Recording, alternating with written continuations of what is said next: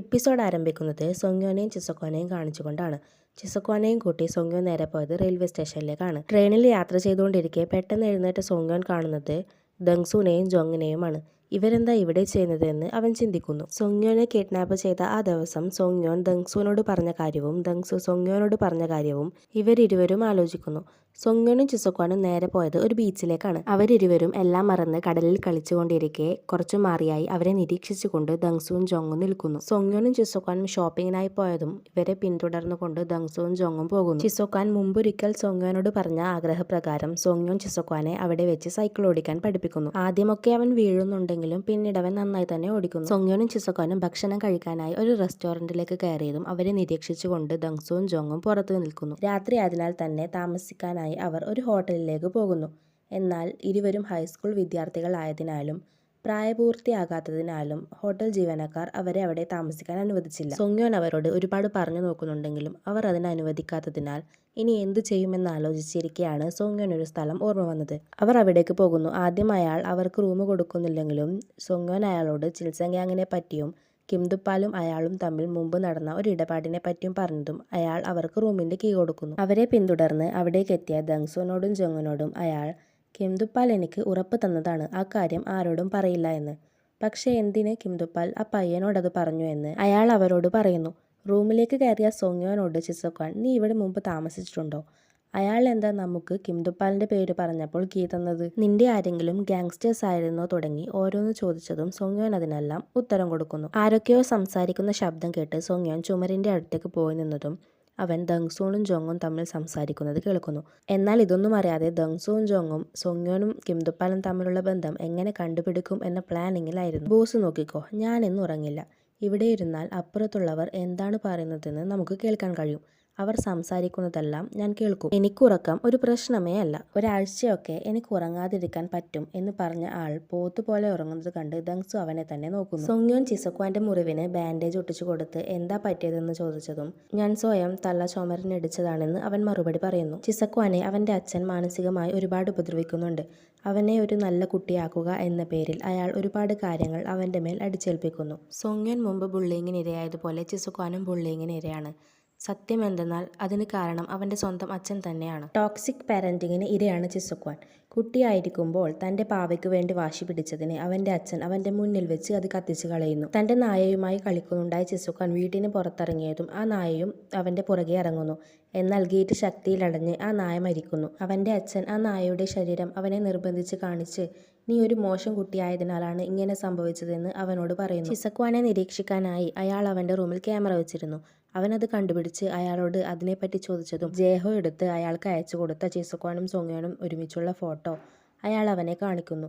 അതുകൂടി കണ്ടതും അവന് ദേഷ്യം നിയന്ത്രിക്കാനാവാതെ അയാളോട് ദേഷ്യപ്പെടുകയും ചുമരിൽ തലയെടുക്കുകയും ചെയ്ത് അവിടെ നിന്ന് സോങ്യോൻ ആത്മഹത്യ ചെയ്ത സ്ഥലത്തേക്ക് പോകുന്നു. ഇതെല്ലാം അവൻ സോങ്യോനോട് പറഞ്ഞതും സോങ്യോൻ അവനോട് ഇതൊന്നും നിന്റെ തെറ്റല്ല, നിന്റെ അച്ഛൻ്റെ തെറ്റാണ് എന്ന് പറഞ്ഞ് അവനെ ചേർത്ത് പിടിച്ച് ആശ്വസിപ്പിക്കുന്നു. രാത്രി ഉറങ്ങിക്കിടന്ന ചിസോക്വാനെ നോക്കി തൻ്റെ ലക്ഷ്യങ്ങൾ എഴുതിയ ഡയറിയിൽ ചിസോക്വാൻ ഇപ്പോൾ അനുഭവിക്കുന്ന പ്രശ്നങ്ങളിൽ നിന്ന് അവനെ രക്ഷിക്കണമെന്നും സോങ്യോൻ എഴുതുന്നു. ചിസോക്വാന്റെ ഫോൺ എടുത്ത് പുറത്തേക്ക് ഇറങ്ങി അത് ഓണാക്കിയതും അപ്പോൾ തന്നെ ചിസോക്വാന്റെ അച്ഛൻ അതിൽ വിളിക്കുന്നു. അയാളോടായി ചിസോക്വാന് നിങ്ങളെ പേടിയാണ്, അത് നല്ലതിനാണെന്ന് നിങ്ങൾക്ക് തോന്നുന്നുണ്ടോ?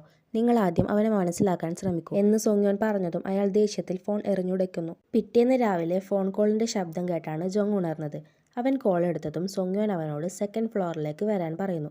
ശരി എന്ന് പറഞ്ഞ് ഉറക്കച്ചടവോടെ അവൻ ദങ്സുവിനോട് ബോസ് വിളിക്കുന്നുണ്ട് എന്ന് പറഞ്ഞതും ദങ്സു അവനോട് ബോസോ, ആരാ, ചിൽസങ് ആണോ എന്ന് ചോദിച്ചതും അല്ല, കിംദുപ്പാലാണെന്ന് ജോങ് മറുപടി പറയുന്നു. പെട്ടെന്നാണ് അവർക്ക് കാര്യം കത്തിയത്. അവർ വേഗം സോങ്യോൻ പറഞ്ഞ സ്ഥലത്തേക്ക് പോകുന്നു. സോങ്യോന്റെ അടുത്ത് പോയി അവർ സംസാരിക്കാൻ തുടങ്ങുന്നു.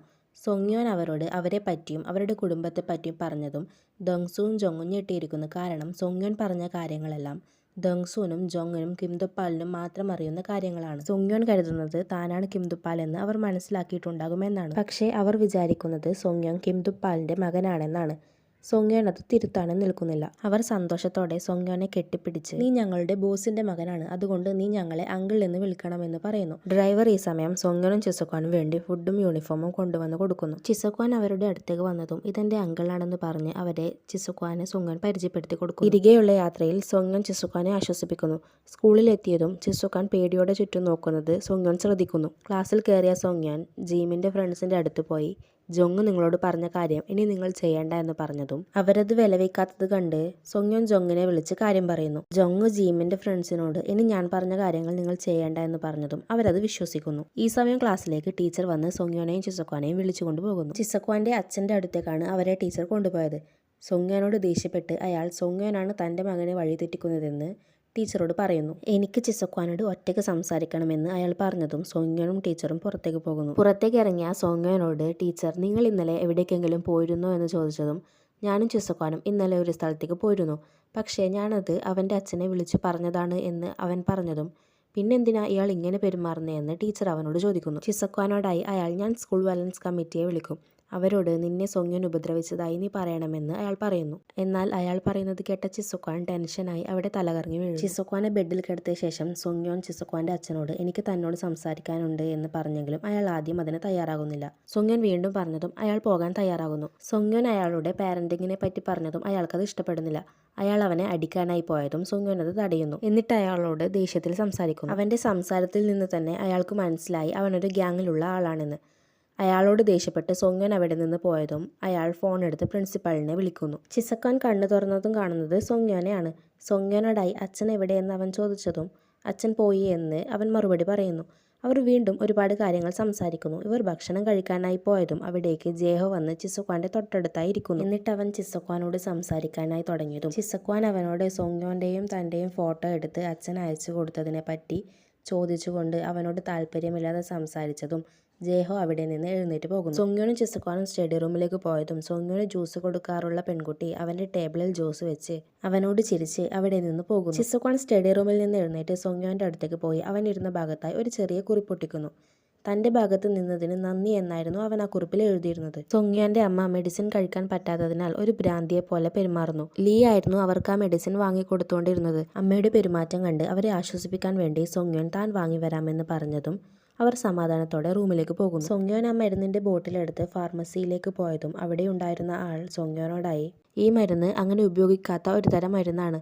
ഈ മരുന്ന് സ്ഥിരമായി ഉപയോഗിച്ചാൽ അവർ അതിന് അഡിക്റ്റായി മാറും. പിന്നീട് ഇത് ഉപയോഗിക്കുന്ന ആൾക്ക് അവരുടെ മനസ്സിനെ നിയന്ത്രിക്കാൻ പറ്റാത്ത അവസ്ഥ വരും എന്ന് അവർ പറഞ്ഞതും സോങ്യോൻ തന്റെ അമ്മ ഈ മരുന്ന് കിട്ടാത്തതിനാൽ പെരുമാറിയ രീതി അവൻ ഓർക്കുന്നു. അവിടെ നിന്നിറങ്ങിയതും അവൻ ദങ്സുനെ വിളിച്ച് കാര്യങ്ങളെല്ലാം പറയുന്നു. തന്റെ മുന്നിൽ എത്രയും പെട്ടെന്ന് ലീയെ എത്തിക്കണമെന്നും അവൻ ആവശ്യപ്പെടുന്നു. ഫോൺ വെച്ചതും ദങ്സു ജോങ്ങിനോട് കാര്യം പറയുന്നു. ഈ സമയം അവിടേക്ക് ലീ വരുന്നു. ലീയോടായി ദങ്സു ഞാൻ ഈ ഗ്യാങ് പിരിച്ചുവിടുകയാണ്. ഞങ്ങൾ ഇപ്പോൾ ചെയ്യുന്ന പ്രവൃത്തി ഞങ്ങളുടെ ബോസിന് തീരെ ഇഷ്ടമില്ലാത്ത കാര്യമാണ്, പ്രത്യേകിച്ച് കുട്ടികളെയും ഫാമിലിയെയും വെച്ച് കളിക്കുന്നത്. പിന്നെ ഞങ്ങളുടെ ബോസിന്റെ മകനെ സംരക്ഷിക്കേണ്ടത് അങ്കിൾ എന്ന നിലയിൽ ഞങ്ങളുടെ കർത്തവ്യമാണെന്ന് അവൻ പറഞ്ഞതും അത് കേട്ട് അവൾ നിങ്ങളെന്ത് മണ്ടത്തരൊക്കെയായി പറയുന്നേ, സോങ്യോൻ നിങ്ങളുടെ ബോസിന്റെ മകനാണെന്നോ എന്നും പറഞ്ഞ് അവൾ ദേഷ്യത്തിൽ അവരെ അടിക്കാനായി പോയതും അവർ അവളെ പിടിച്ച് പുറത്താക്കുന്നു. പുറത്തു നിന്ന ലീ ജീമിന്റെ ഫ്രണ്ട്സ് സോങ്യോനെ പറ്റി സംസാരിക്കുന്നത് കേട്ട് അവരുടെ അടുത്ത് പോയി അവരോടായി സംസാരിക്കുന്നു. പിറ്റേ ദിവസം സ്കൂളിലേക്ക് വന്ന സോങ്യോനെ കണ്ട് കുട്ടികൾ അവനോടായി നീ ചിസക്വാനെ ഉപദ്രവിച്ചിട്ടുണ്ടോ എന്ന് ചോദിച്ചതും എന്നാൽ അവർ പറഞ്ഞത് മനസ്സിലാവാത്ത സോങ്യോൻ എന്താ സംഭവമെന്ന് അവരോട് ചോദിക്കുന്നു. ചിസക്വാനെ സോങ്യോൻ ഉപദ്രവിച്ചു എന്ന പേരിൽ സ്കൂൾ വയലൻസ് കമ്മിറ്റിയിൽ നിന്ന് പേരൻസിന് ഒരു നോട്ടീസ് പോയിരുന്നു. അവൻ ആ നോട്ടീസ് ആ കുട്ടികൾ കാണിച്ചു കൊടുക്കുന്നു. ചിസക്വാന്റെ അച്ഛൻ മറ്റു പാരൻസുമൊത്ത് ഒരു മീറ്റിംഗ് നടത്തി സോങ്യോൻ മറ്റു കുട്ടികളെ ബുള്ളി ചെയ്യുന്നുണ്ടെന്നും മാത്രമല്ല അവന് ഗ്യാങ്സ്റ്റേഴ്സുമായി ബന്ധമുണ്ടെന്നും അവനെതിരെ കടുത്ത നടപടി തന്നെ എടുക്കണമെന്നും അയാൾ അവരോട് പറയുന്നു. ഇതേസമയം ക്ലാസ്സിൽ നിന്നിറങ്ങിയ സോങ്യോന്റെ ഫോണിലേക്ക് പോലീസ് വിളിച്ച് നിനക്കെതിരെ കുറച്ച് കുട്ടികൾ കംപ്ലൈന്റ് നൽകിയിട്ടുണ്ടെന്ന് പറയുന്നു.